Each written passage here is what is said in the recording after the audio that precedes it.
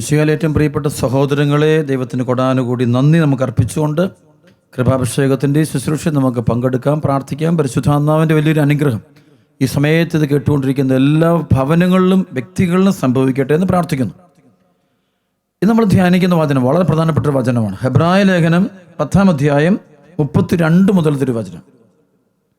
നിങ്ങൾ പ്രബുദ്ധരാക്കപ്പെട്ടതിന് ശേഷം കഷ്ടപ്പാടുകളോട് കഠിനമായി പൊരുതി നിന്ന് ആ കഴിഞ്ഞ കാലങ്ങൾ ഓർക്കുകയും ചിലപ്പോഴെല്ലാം നിങ്ങൾ വേദനയ്ക്കും അധിക്ഷേപത്തിനും പരസ്യമായി വിഷയമാക്കപ്പെടുകയും മറ്റു ചിലപ്പോൾ അവ സഹിച്ചവരുമായി പങ്കുചേരുകയും ചെയ്തു.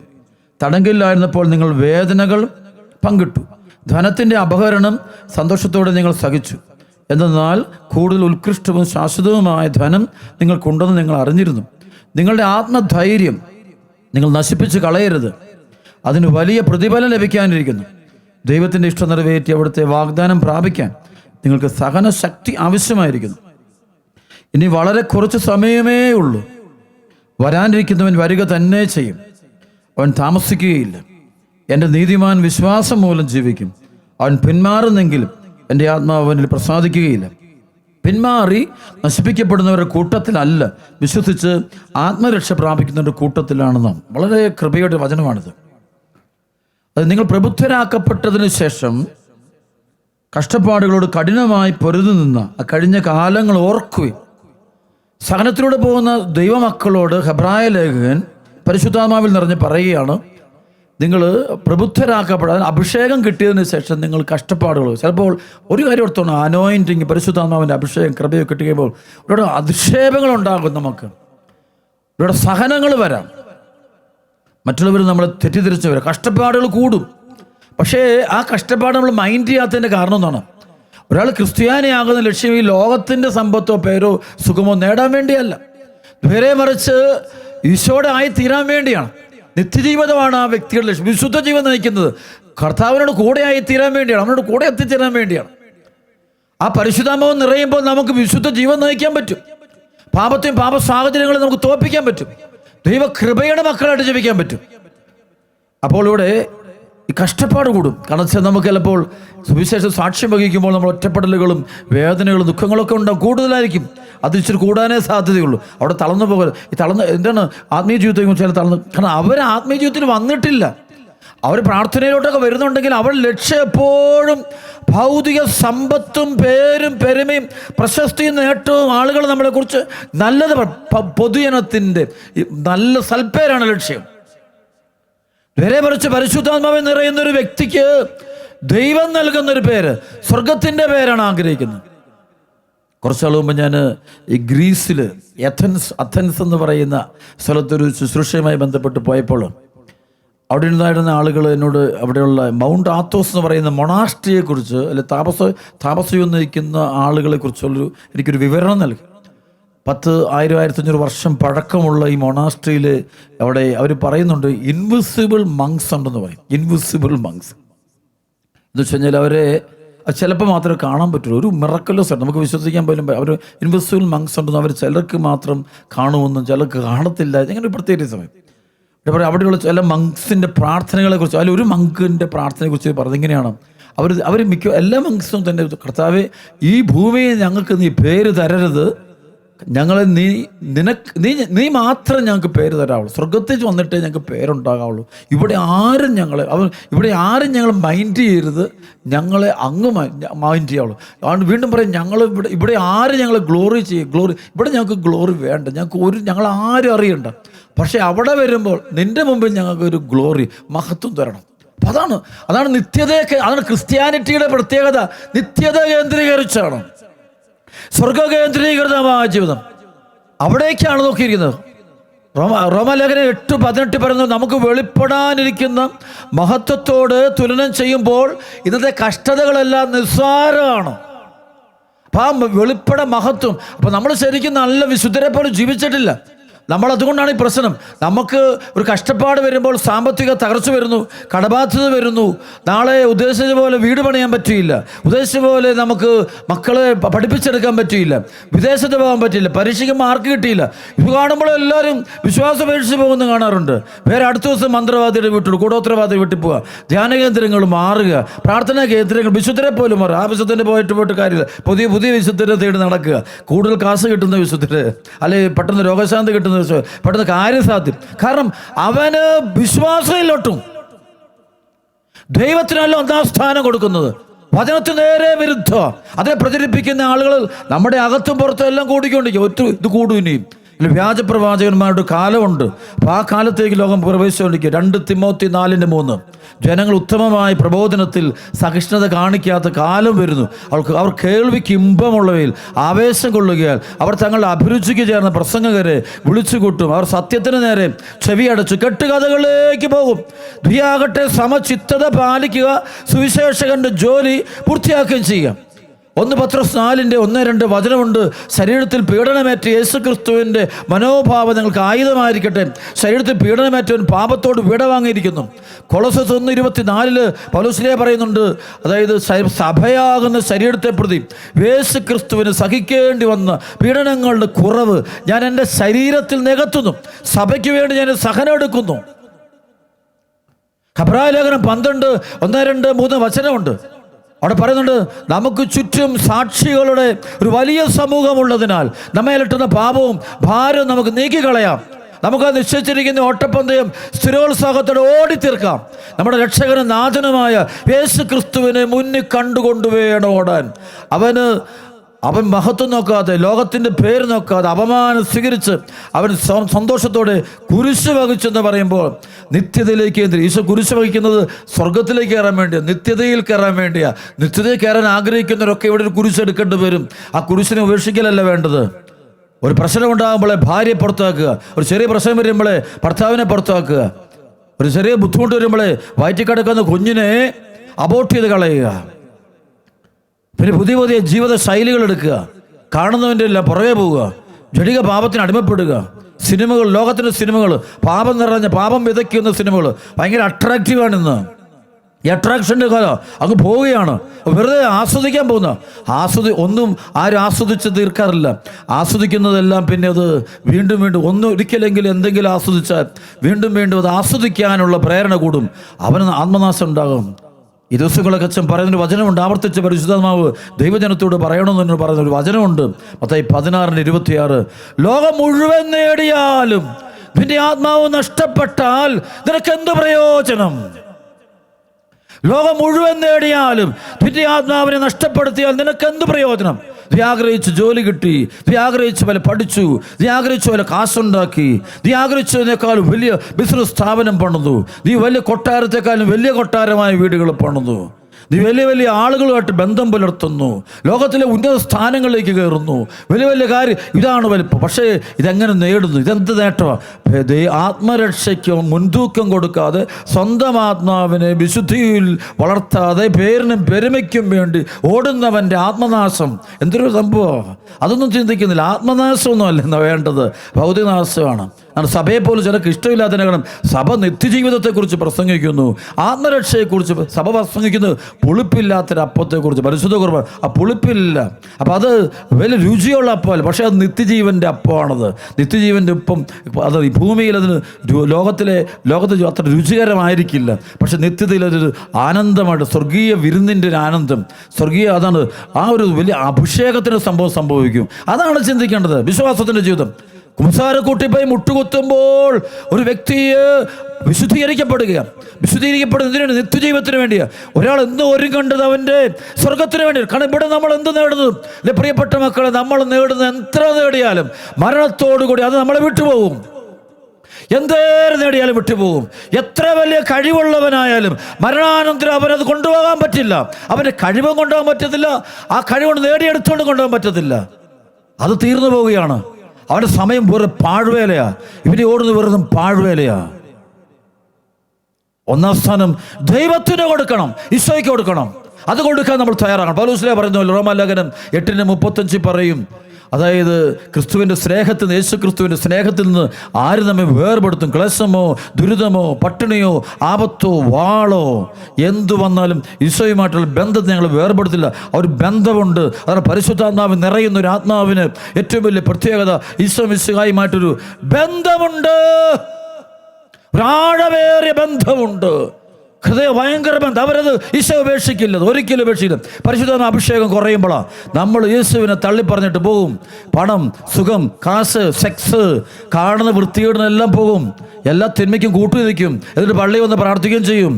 കുംസാരക്കൂട്ടിനും പോയി മുട്ടുകുത്തും. എല്ലാം അനുദപിക്കുന്നു. കള്ളത്തരം വരെ, മോളം കള്ളത്തരം. ഈ കള്ളത്തരം മാറ്റണം. ഈ മാറ്റിൽ നമ്മുടെ ഉള്ള ആധ്യാത്മികോട് തീർന്നു പോകും. അതുകൊണ്ട് ഒറിജിനലാകും. ഞാൻ പറയും, വൈദികരും സന്യസ്തരും ദൈവജനവും മുഴുവനും വിശുദ്ധീകരിക്കപ്പെടും. കർത്താവിനെ അനുഗമിക്കുക. Follow me Jesus. വേറെ ഈശോ, നിങ്ങൾ എന്നെ അനുഗമിക്കുക. സഭയോട് പോലും പറയുന്നത് ഈശോ മിശിഹായെ അനുഗമിക്കാനാണ് പറയുന്നത്. എല്ലാവരും യേശു ക്രിസ്തുവിനെ ഫോളോ ചെയ്യുക. വചനത്തേക്ക് വീണ്ടും വരിക. ഹെബ്രായ ലേഖനം 10-ാം അധ്യായത്തിൻ്റെ 33. ചിലപ്പോഴെല്ലാം നിങ്ങൾ വേദനയ്ക്കും അധിക്ഷേപത്തിനും പരസ്യമായി വിഷയമാക്കപ്പെടുകയും മറ്റു ചിലപ്പോൾ സഹിച്ചവരുമായി പങ്കുചേരുകയും ചെയ്തു.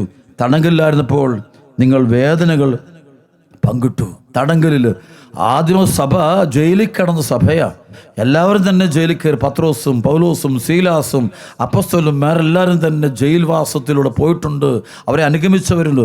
അതിന് നമ്മളൊക്കെയോ ഒരു പ്രശ്നം വരികയാണെങ്കിൽ അപ്പം തന്നെ നമ്മൾ സഭാമാർ വചനം നമ്മൾ വെള്ളം ചേർക്കും. അങ്ങനെ വേണമെന്നില്ല. ഒരു അഡ്ജസ്റ്റ് ആകത്ത് നമുക്ക് ബന്ധമില്ലല്ലോ. We don't have that relationship with Jesus of Nazareth. ബന്ധം വേണം. ഈശോയുമായിട്ടുള്ള വ്യക്തി ബന്ധം വേണ്ടേ? ആ ബന്ധമുണ്ടെങ്കിലല്ലേ നമുക്ക് ഈശോയ്ക്ക് മരിക്കാൻ പറ്റും. ഈശോ സ്നേഹം വേണ്ടേ? എത്ര പേർക്ക് ചങ്കത്ത് കൈവച്ചുകൊണ്ട് പറയാൻ പറ്റും, ഞാൻ യേശു ക്രിസ്തുവിനെ സ്നേഹിക്കുന്നുണ്ട്, രഹസ്യമായും പരസ്യമായും സ്നേഹിക്കുന്നുണ്ട്. ധനത്തിൻ്റെ അപകരണം സന്തോഷത്തോടെ നിങ്ങൾ സഹിച്ചു. എന്നാൽ കൂടുതൽ ഉത്കൃഷ്ടവും ശാശ്വതവുമായ ധനം നിങ്ങൾക്കുണ്ടെന്ന് നിങ്ങൾ അറിഞ്ഞിരുന്നു. നിങ്ങളുടെ ആത്മധൈര്യം നശിപ്പിച്ച് കണ്ട ധനത്തിൻ്റെ അപകരണം. ഇവിടെ പണമൊക്കെ ആളുകൾ കൊണ്ടുപോയി. അവർ ക്രിസ്തുവിലേക്ക് വന്നപ്പോൾ ചിലപ്പോൾ അവരുടെ വീട്ടിൽ പ്രാർത്ഥനയ്ക്ക് പോയിട്ട് വന്നപ്പോൾ അവരുടെ വീട്ടിലുള്ള സമ്പത്തെല്ലാം വല്ലവരും കൊണ്ടുപോയി, ബന്ധുക്കൾ അടിച്ചുകൊണ്ട് പോയി, എല്ലാം കൊണ്ടുപോയി. അപ്പോൾ ചിലപ്പോൾ അയ്യോ എല്ലാം പോയല്ലോ, പ്രാർത്ഥനയ്ക്ക് പോയപ്പോഴേക്കും എല്ലാം പോയല്ലോ. ഇതാണ് പ്രാർത്ഥന എല്ലാം തരുന്നതല്ലേ? ആര് പറഞ്ഞു? പ്രാർത്ഥന തരുന്ന യേശു ക്രിസ്തുവിനെയാ. പ്രാർത്ഥിക്കുന്നവനെ കിട്ടുന്നത് സ്വർഗമാണ്, നിത്യജീവിതമാണ് കിട്ടുന്നത്. അതാണ് വിശ്വാസം. അതിന് മാറ്റി നിങ്ങളെ ചിന്തിപ്പിക്കുന്നവരെ നിങ്ങൾ സൂക്ഷിക്കണം. ഭൗതികതയ്ക്ക് വേണ്ടി പ്രാർത്ഥിക്കാൻ തുടങ്ങുമ്പോൾ ആത്മനാശം ആരംഭിക്കാൻ പോവുക. കാരണം കിട്ടാതെ വരുമ്പോൾ അവരുടെ വിശ്വാസം പോവും, അത് ചോദ്യം ചെയ്യും. സഭയിലേക്ക് വരുന്നൊരു വ്യക്തിക്ക് കിട്ടുന്നത് യേശു ക്രിസ്തുവിനെയാണ്. അവൻ്റെ ഭൗതിക ശരീരത്തിൻ്റെ ഭാഗമാകുന്നൊരു വ്യക്തിക്ക് കിട്ടുന്നത് ഈശോയാണ്. ഈശോയെ മതി എന്ന് പറയണം.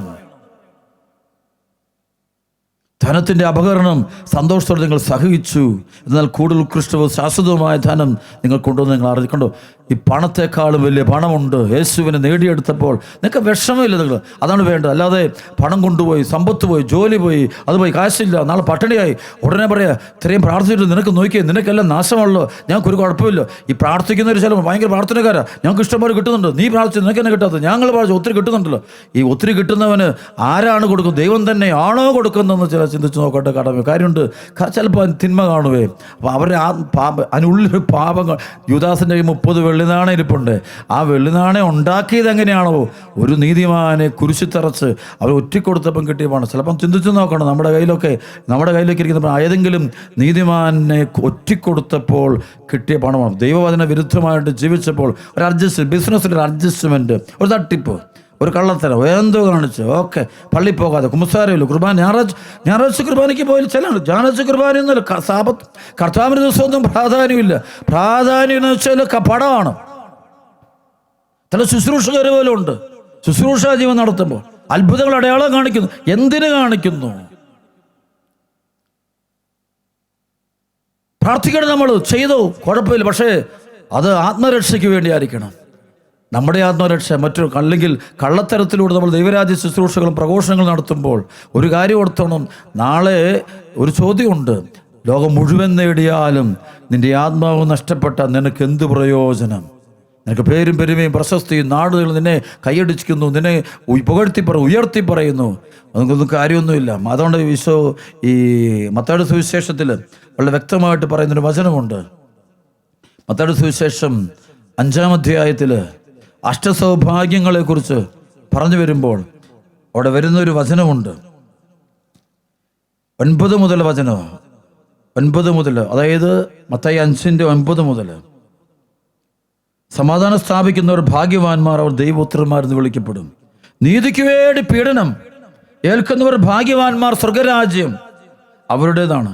എന്നെപ്രതി മനുഷ്യർ നിങ്ങളെ അവഹേളിക്കുകയും പീഡിപ്പിക്കുകയും എല്ലാവിധ തിന്മകളും നിങ്ങൾക്കെതിരെ വ്യാജമായി പറയുകയും ചെയ്യുമ്പോൾ നിങ്ങൾ ഭാഗ്യവാന്മാർ.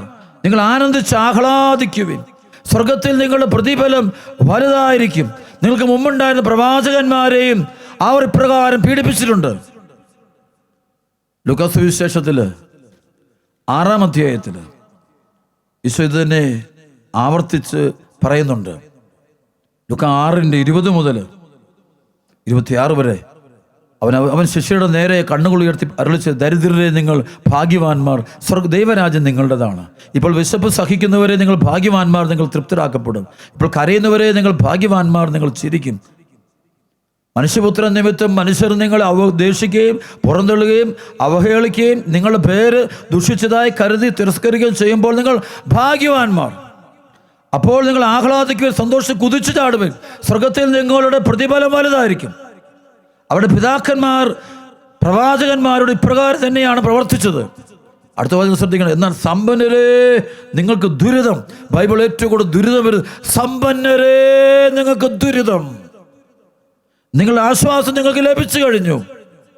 ഇപ്പോൾ സംതൃപ്തരായി കഴിയുന്നവരെ നിങ്ങൾക്ക് ദുരിതം, നിങ്ങൾക്ക് വിശക്കും. ഇപ്പോൾ ചിരിക്കുന്നവരെ നിങ്ങൾക്ക് ദുരിതം. നിങ്ങൾ ദുഃഖിച്ച് കരയും. മനുഷ്യരെല്ലാം നിങ്ങളെ പ്രശംസിച്ച് സംസാരിക്കുമ്പോൾ നിങ്ങൾക്ക് ദുരിതം. അവരുടെ പിതാക്കന്മാർ വ്യാജപ്രവാചകന്മാരോടും അങ്ങനെ തന്നെ ചെയ്തു ഉണ്ടോ പറയുന്നുണ്ട്. ഈ വ്യാജപ്രവാചകന്മാരെ ഇസ്രായേൽ ജനം ഒരുപാട് പ്രശംസിക്കുമായിരുന്നവർ. ബൈബിളിൽ വ്യാജപ്രവാചകന്മാരോട് പ്രത്യേക താല്പര്യം.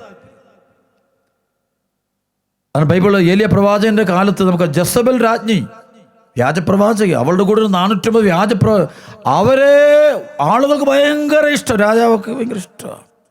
ജെറമ്യ പ്രവാചകന്റെ കാലത്തൊരു ഹനനിയ എന്ന് പറഞ്ഞൊരു വ്യാജപ്രവാചകനുണ്ട്. ഒരു ഭയങ്കര രാജാവിനൊക്കെ ഭയങ്കര ഇഷ്ടമാണ്. രാജാവിൻ്റെ വീട്ടിലാണ് ഇവനിടയ്ക്കെല്ലാം. അപ്പം ഇങ്ങനെ സംഭവം ഉണ്ട്.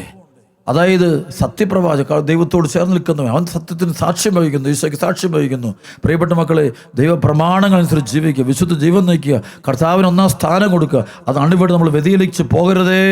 പ്രത്യേകിച്ച് ഈ കാലയളവിൽ പാപം നമ്മളെ മാടി വിളിക്കുക. എല്ലാം ശരിയാണെന്ന് പറയുന്ന കാലം, എന്ത് ചെയ്താലും കുഴപ്പമില്ല, ആത്മനാശം ഉണ്ടാകില്ല എന്നൊക്കെ പറയുന്ന ആളുകളുണ്ട്. എങ്ങനെ മക്കളെ ഒരിക്കലും ചെയ്തേക്കരുത്. പല പ്രബോധനങ്ങൾ ഇറങ്ങി വരും. ഈ സമയത്ത് നിങ്ങൾ കർത്താവിൻ്റെ പരിശുദ്ധാത്മാവ് ദൈവവചനത്തിലൂടെ നമുക്ക് നൽകുന്ന വിശ്വാസത്തിൻ്റെ വചനത്തിൽ നിന്നും അണുവിട പോലും വ്യതിചലിക്കരുത്. അവിടെ വീണ്ടും ഞാൻ ഹെബ്രായ ലേഖനം 10-ാം അധ്യായത്തിൻ്റെ 34 വരികയാണ്.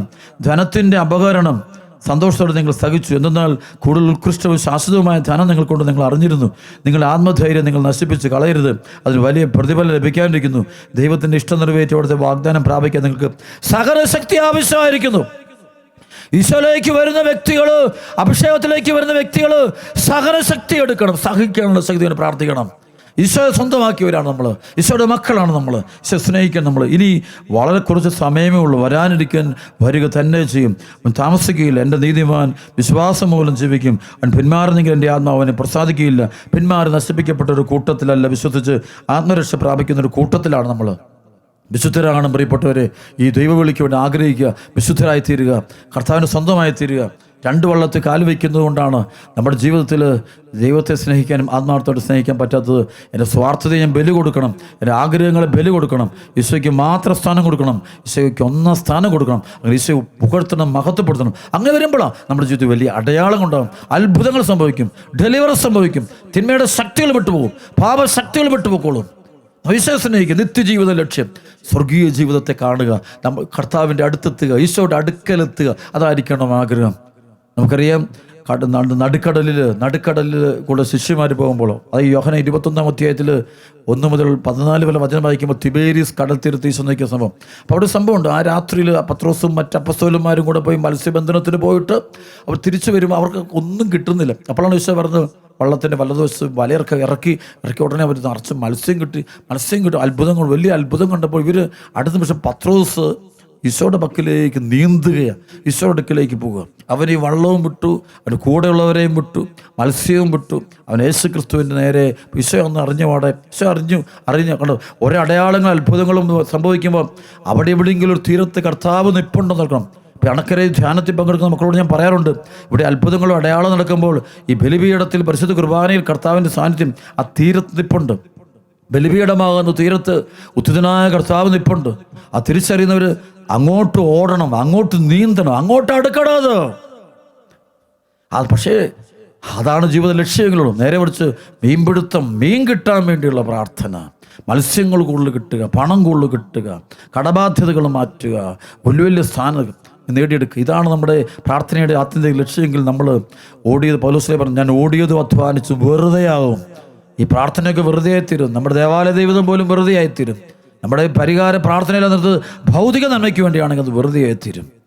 അതുകൊണ്ട് വീണ്ടും വചനം പറയുകയാണ്, മത്തായി 16:26, ലോകം മുഴുവൻ നേടിയാലും എൻ്റെ ആത്മാവ് നഷ്ടപ്പെട്ടാൽ നിനക്ക് എന്ത് പ്രയോജനം? ഇത് ധ്യാനിക്കുക. പരിശുദ്ധാത്മാവ് എല്ലാവരും തൊടട്ടെ, പരിശുദ്ധാത്മാവ് എല്ലാവരും അനുഗ്രഹിക്കട്ടെ. കൃപയ്ക്ക് മേൽ കൃപ എല്ലാ മക്കളുടെ മേൽ ചൊരിയപ്പെടട്ടെ. ആമേൻ.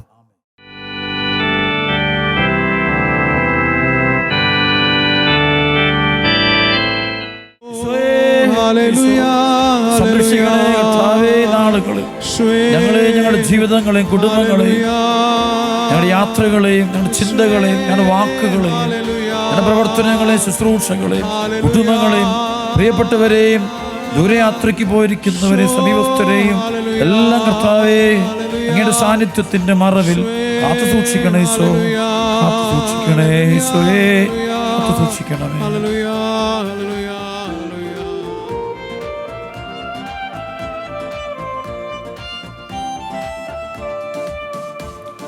പാറയെ പിളർന്നു ജലനദി ഒഴുക്കിയിടും, മാധുര്യമാക്കും മാറയും തെളിനീരും. പാറയെ പിളർന്നു ജലനദി ഒഴുക്കിയിടും, മാധുര്യമാക്കും മാറയും തെളിനീരും. കരുതുന്ന ദൈവം, കനിവുള്ള ദൈവം, കണ്ണീർ തുടയ്ക്കുന്ന ദൈവം. കരുതുന്ന ദൈവം, കനിവുള്ള ദൈവം, കണ്ണീർ തുടയ്ക്കുന്ന ദൈവം. നോവുകൾ നിറയും മരുഭൂയാത്രയതിൽ, ഭാരങ്ങളേറും ഈ ലോകവീഥിയതിൽ, യേശുവാമിടയൻ കൂടെയുണ്ട്, കൺമണി പോലെ കാത്തിടുവാൻ. യേശുവാമിടയൻ കൂടെയുണ്ട്, കൺമണി പോലെ കാത്തിടുവാൻ.